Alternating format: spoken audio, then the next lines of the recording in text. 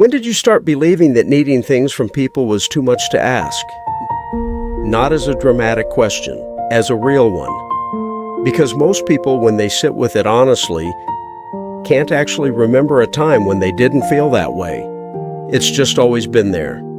This quiet sense that your needs are inconvenient, that asking for help is a burden, that wanting more time, more affection, more reassurance makes you difficult, demanding, too much, and so you learn to need less, or at least to act like you do. Think about the last time you needed something from someone.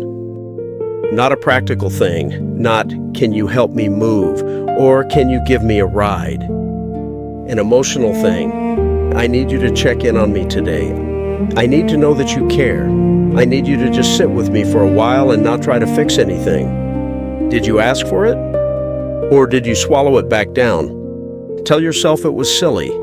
Convince yourself you could handle it on your own. And then feel quietly resentful when no one showed up for you anyway. Here's what I want you to know. That cycle, the needing, the suppressing, the silent resentment, is one of the most common and least talked about patterns in human relationships. And it doesn't come from nowhere. For most people who feel guilty about having needs, the story starts early. Not necessarily with a dramatic moment. Not necessarily with parents who were cruel or absent. Sometimes it starts with something much quieter than that. A household where everyone was just a little too busy. Where emotions were treated as problems to be managed rather than experiences to be felt. Where the unspoken rule was, we love each other, but we don't really talk about the hard stuff. And in that environment, a child learns something very specific. My needs create discomfort for the people I love. And if I love them back, the kindest thing I can do is make myself smaller. So you got good at it. You got good at reading the room before you said anything. At sensing whether this was a good moment to bring something up. At deciding most of the time that it probably wasn't. You became the person who was always fine, who never needed too much, who somehow managed to make everyone around them feel comfortable while quietly carrying everything alone. And the strange thing is, people praised you for it. They said you were so easygoing, so low maintenance, so mature. And every compliment landed like a small confirmation that the person you were hiding, the one with actual needs, wasn't the version of you worth showing. There's a term in psychology called self-silencing. It's the pattern of suppressing your own emotional needs in order to maintain harmony in your relationships. And research on self-silencing is sobering. People who consistently silence their own needs don't just feel lonely, they lose touch with what they need in the first place. Over time, the question, "What do I actually need right now?" stops having a clear answer, because you've redirected it so many times that the signal has gone quiet.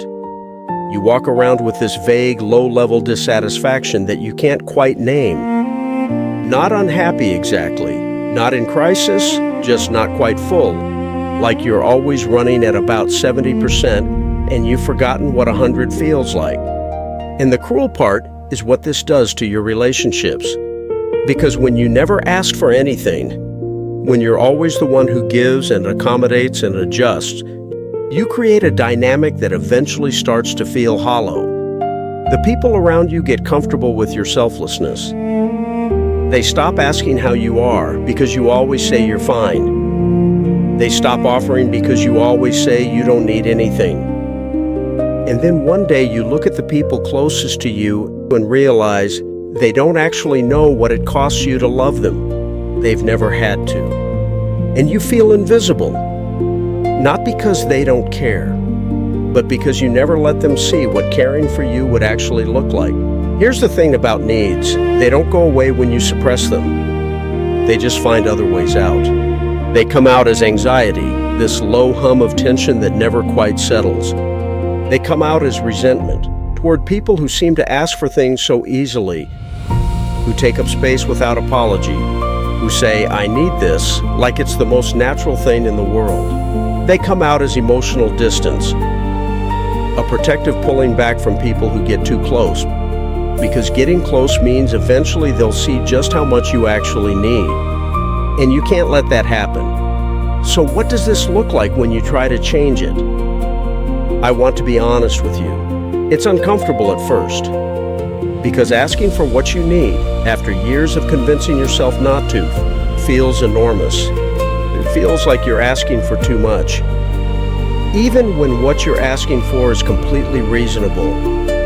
Even when the person you're asking genuinely wants to give it, there's this voice that says, "Don't. You'll be a burden. You'll push them away." That voice is not the truth.